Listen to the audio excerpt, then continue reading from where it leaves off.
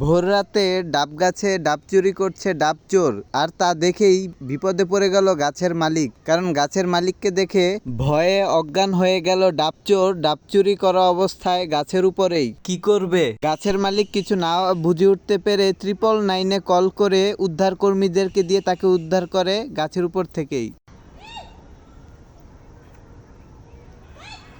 এদিকে ডাব চোরের দাবি সে আসলে ডাব চুরি করতে আসে নাই, সে এসেছে ডাব নিয়ে রিলস ভিডিও বানাতে।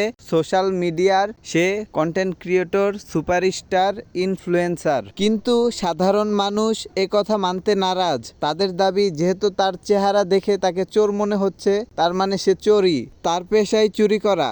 এদিকে স্বঘোষিত ইনফ্লুয়েন্সারের কথিত হেটার্সদের দাবি এলাকার আরও ডাব গাছ থেকে ডাব চুরি হয়েছে, তাই তার মোবাইল, মানিব্যাগ, চশমা, অ্যাকাউন্ট, পেজ, চ্যানেল রেখে দিবে শাস্তি হিসেবে।